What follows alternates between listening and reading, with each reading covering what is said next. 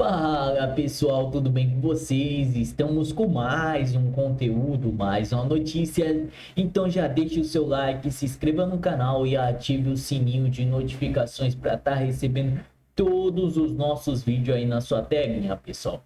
Hoje estamos aqui com o canal do Delton, todos os inscritos ao canal dele. O link está na descrição e no comentário fixado. Então, sem enrolações, vamos reagir ao vídeo. Vaza Toga faz revelações inéditas que nos levam à conclusão de que sim, Alexandre de Moraes e seu gabinete fizeram o L. Você vai ver simplesmente o gabinete paralelo do Moraes comemorando a vitória de Lula. Quem diria? Quem poderia imaginar uma coisa dessas, hein? Olha, eu jamais conseguiria cogitar isso, nunca nem passou pela minha cabeça. Olha só essa manchete bombástica que saiu na revista Oeste, feita aí dentro do âmbito das últimas revelações da Vaza Toga. Gabinete Paralelo de Moraes comemorou a eleição de Lula em 2022. Vitória contra a desinformação. Isso aqui diz muito e explica muita coisa. Não que a gente já não desconfiasse ou mesmo soubesse disso por conta de todas as ações de Moraes durante as eleições de 2022, em que ele era presidente do TSE e agiu como um tigrão contra Bolsonaro, e uma tchutchuquinha contra Lula. Mas, gente, mais uma vez, esse tipo de revelação aqui joga luz sobre um dos períodos mais sombrios da história do nosso país, em que a censura, os abusos judiciais e a parcialidade de um único juiz mudaram os rumos da história da nossa nação. Assiste aqui comigo ao que a revista Oeste descobriu. Agora a gente traz mais um capítulo da Vaza Toga, dessa série de reportagens que a Oeste tem publicado. Minutos depois da confirmação da vitória de Lula nas eleições de 2022, o gabinete paralelo do ministro do Supremo, Alexandre de Moraes, comemorou a vitória contra a desinformação. Isso ocorreu num grupo com representantes do Instituto Democracia em Cheque, um dos parceiros que realizavam monitoramento de redes sociais para o Supremo Tribunal Eleitoral. Tribunal Superior Eleitoral, melhor. As trocas de mensagens obtidas com exclusividade por Oeste mostram que às 8 horas e 7 minutos do dia 30 de outubro de 2022, Fabiano Garrido, do Democracia em Cheque, felicitou a Corte Eleitoral pelo trabalho incansável em defesa da democracia. Em resposta, Marco Antônio Vargas, então juiz auxiliar de Moraes, escreveu: "Muito obrigado pelo trabalho de vocês, sem o qual não conseguiríamos superar a desinformação." Na sequência, Vitor de Andrade Monteiro, assessor de assuntos internacionais da Secretaria-Geral da Presidência do TSE, enviou mensagem semelhante. "Muito obrigado por todo o apoio nessa tarefa tão difícil que é combater a desinformação." A última mensagem foi de Beto Vasques, também do Democracia em Cheque. "Viva a justiça eleitoral, viva a democracia, viva o povo soberano, viva o Brasil." Gente, não é de coringar com isso aqui. Olha, se eles estivessem comemorando um trabalho feito contra a desinformação ao longo das eleições, eles podiam ter feito isso ao longo de todo o trabalho. Por que fazer isso celebrando justamente depois a vitória de Lula? Vejo que eles associavam a vitória de Lula com o combate e a derrota da desinformação, das fake news, da ditadura, do que for. Sabe o que mais chamou atenção nessas mensagens? Como todos eles ali no escurinho, com as ONGs esquerdistas, eles equiparavam Lula e a vitória de Lula com a defesa da democracia, com o combate à desinformação. O candidato para eles que representava todas essas coisas era Lula, era o PT, enquanto logicamente o Bolsonaro ele só podia simbolizar o contrário, a ditadura, a própria desinformação. Nesse sentido, o Bolsonaro ele não era um candidato como qualquer outro que deveria ter seus direitos garantidos para poder concorrer nas eleições de forma justa, limpa e imparcial. Não. Ele era um candidato a ser combatido, porque ele representava justamente tudo aquilo contra o que esses membros do gabinete paralelo do Moraes lutavam. E a solução para eles aí era quem? Quem que era a solução? É claro, o cara condenado em 3 instâncias por corrupção. Por um petrolão que foi o que mais feriu a democracia brasileira de verdade em décadas. Por quê, Deltan? Porque eles injetavam milhões em propinas para ganhar as eleições. E mais, na última mensagem, a vitória de Lula é celebrada com o quê? Você viu aí, é celebrada com essas frases aqui, ó. "Viva a justiça eleitoral, viva a democracia, viva o povo soberano e o Brasil." Até a soberania do Brasil é identificada com Lula. E aí, gente, várias notícias daquela época vão ficando mais claras e comprometedoras. Enquanto o seu gabinete paralelo comemorava no escurinho do WhatsApp, Moraes estava onde? Estava também comemorando. E comemorando com o próprio Lula e com outros ministros do STF na casa do Cacai, aquele advogado lulista, dito garantista, mas na verdade um garantista de ocasião que anda de bermuda branca no STF. Olha só o que se saiu aqui no jornal, no UOL, aqui no portal UOL na época. Olha aí. Após diplomação, Lula e Moraes vão à festa com samba na casa de Cacai. O que dizer de um processo eleitoral em que o presidente do Tribunal Eleitoral, responsável por conduzir as eleições de forma limpa, justa e transparente, vai comemorar a eleição de um dos candidatos? Você lembra ainda desse momento aqui, ó? Esse momento que ficou imortalizado na história do Brasil? Olha aqui, ó. Solicito que Suas Excelências, o senhor ministro Ricardo Lewandowski e o ministro Benedito Gonçalves, solicito que conduzam ao plenário o excelentíssimo senhor presidente da República Federativa do Brasil eleito, Luiz Inácio Lula da Silva.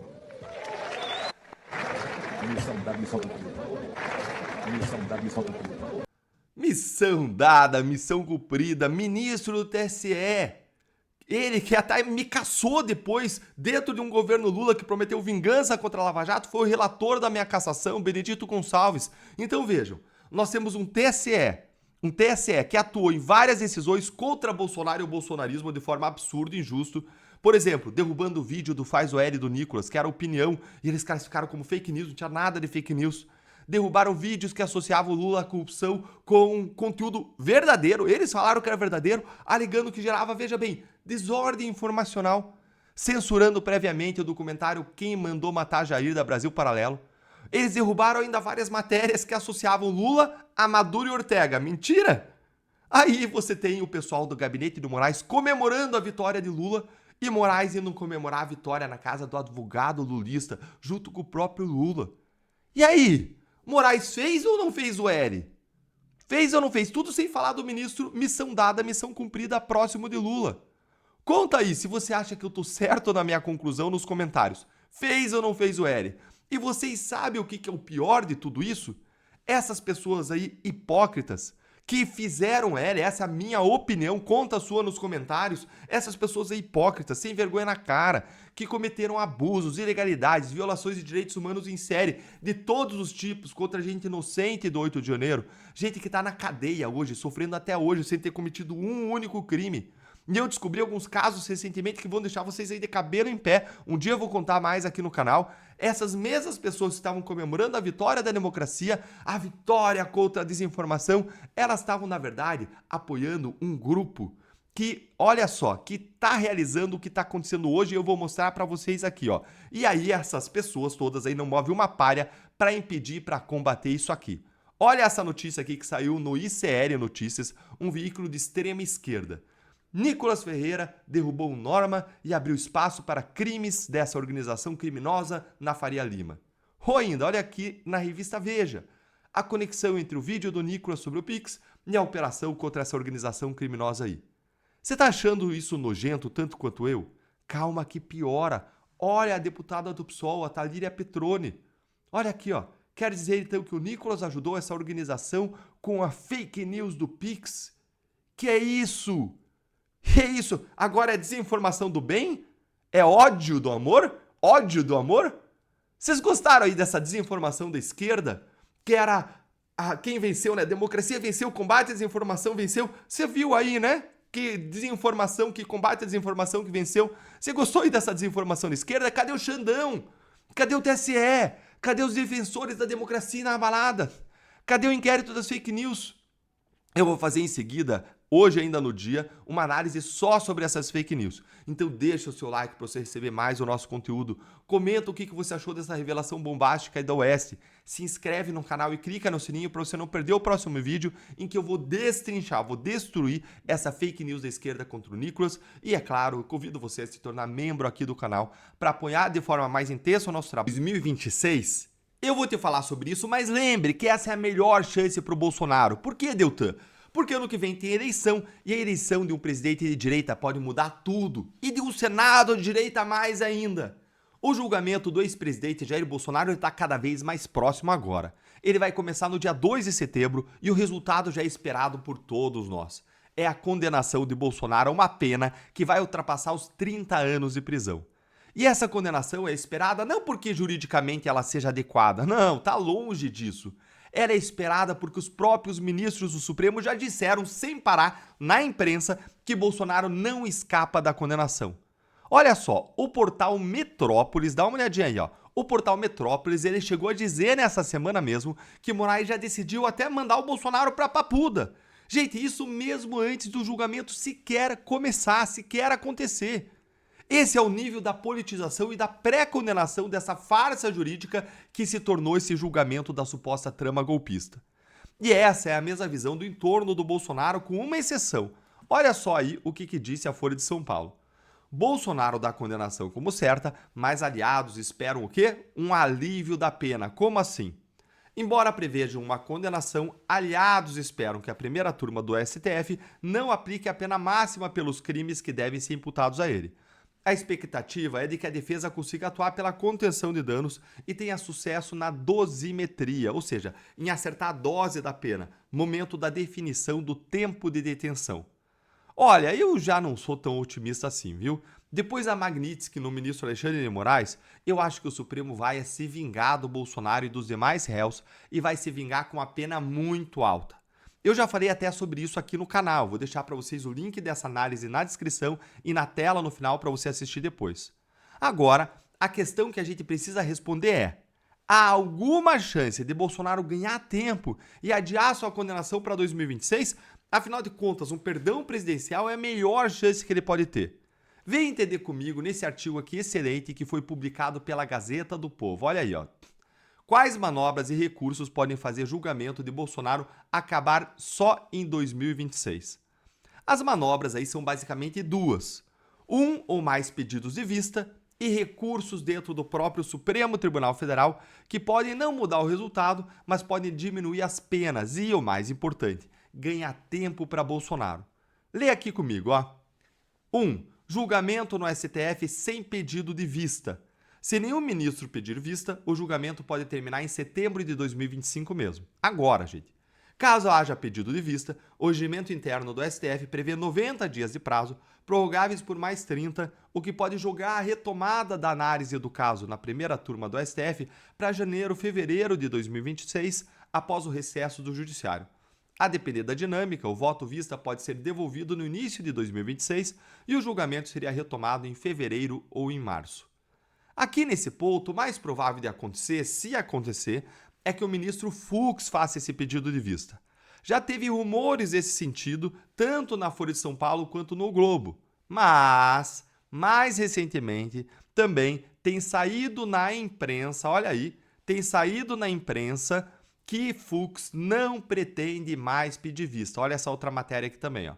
Tem saído então que Fux não está mais animado para pedir vista, mas é algo para se observar. Tudo pode acontecer e Fux pode surpreender. Vamos agora para os recursos que podem ajudar Bolsonaro. Aí já viu a questão do adiamento por pedido de vista, vamos ver agora quais são os recursos, como que isso aí pode mudar a realidade. Item 2 aqui, pedido de embargos de declaração. No caso de não haver pedidos de vista e ocorrer o julgamento com condenação, os réus podem apresentar embargos de declaração, nos quais pedem esclarecimentos de omissões ou contradições da decisão. Segundo os juristas, isso costuma adiar o trânsito de julgado por semanas ou até mesmo meses, a depender da análise dos pedidos feitos pelas defesas. Gente, isso aqui não é uma possibilidade, isso aqui é uma certeza. Todas as defesas vão entrar com embargos de declaração, essa é a praxe, e até a própria PGR vai entrar. É uma praxe no processo acontecer isso. Sempre há um ponto ou outro das decisões que desagradam as partes, então os embargos de declaração são algo garantido. Mas o que não é garantido é qual o tempo do julgamento desses embargos, porque Alexandre de Moraes tem surpreendido com a agilidade com que ele tem apreciado tudo, absolutamente tudo. Uma agilidade que a gente nunca viu em nenhum caso de corrupção, nem mesmo os casos envolvendo 100 milhões de reais de desvios como o Mensalão ou 40 bilhões de reais como a Lava Jato. Não, lá era tudo tartaruga. Mas agora, meu amigo, agora tá tudo voando. E pode ainda haver mais recursos, dá uma olhadinha aqui, ó. Tentativas de recursos diferentes, extraordinários, fora do normal. Como se trata do STF, não há recurso para a instância superior, mas os réus que são condenados, eles ainda podem tentar recursos internos, como embargos infringentes em caso de placar apertado, o que não é dado como provável, mas se ocorrer, esse caso também poderia adiar ainda a conclusão definitiva. Essa hipótese aqui, gente, vai depender muito do rumo do julgamento, do seu conteúdo, da decisão. Os embargos infringentes, por exemplo, eles precisam de uma divergência a respeito da culpa dos réus. Então depende praticamente de o Fux absolver o Bolsonaro e os demais réus de pelo menos alguns dos crimes. Mas se houver essa divergência, então é certo que as defesas vão entrar com os embargos infringentes.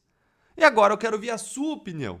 Depois dos ministros já terem dito, olha aí, ó, depois eles já terem dito que eles queriam jogar o Bolsonaro na cadeia ainda neste ano, ainda que com pretexto, para evitar o calendário eleitoral, já mostrei aqui no canal que a desculpinha aí não cola, não é real, mas como eles já disseram que eles querem julgar e jogar Bolsonaro na cadeia ainda nesse ano, olha aí, ó, jogar Bolsonaro na cadeia ainda nesse ano, você acha que eles vão conseguir? Que eles vão atingir o seu objetivo? E Fala, meu pessoal. O que vocês acharam do vídeo aí do Delta? Todos os credores do canal Delta, o link tá na descrição, no comentário fixado, pessoal. Deixe sua opinião aí, que é muito importante pra gente saber qual é a sua opinião, a gente dialogar nos comentários, a gente lutar para proteger a nossa dignidade do nosso Brasil, acabar com essa ditadura que tá acontecendo. O Brasil já virou uma ditadura completamente aí. Nós vemos aí Moraes aí tá do lado do Lula, né, fazendo o L, e um ministro aí fazendo o L, trabalhando politicamente, né. Comente aí, quem não tiver um comentário só deixe um boa tarde, um bom dia, um oi aí, que vai engajar esse vídeo para chegar para mais pessoas. Aí, ó, a gente aí estando politicamente, os ministros aí fazendo o trabalho politicamente, não correndo atrás de bandido de verdade. Querem voltar o PT ao poder toda vez, voltar do lado do PT, trazer o Lula de novo presidente, fazer a ditadura, eles ficarem no comando e fazendo a parceria com quem? Os bandido de verdade é eles mesmo, né? Eles que, se brincar, eles que são chefe desses grupos criminosos aí. Vamos aqui. Operação Cambono ocultou. PCC controla 40 fundos de investimentos com patrimônio acima de 30 bilhões. Organização criminosa usa estruturas financeiras na Faria Lima para ocultar patrimônio e movimentar bilhões no setor de combustível, aponta a Receita Federal. A Receita Federal informou nesta quarta-feira, dia 27, que identificou ao menos 40 fundos de investimento entre multimercados e imobiliários controlados pelo primeiro comando da capital PCC, com patrimônio estimado em 30 bilhões.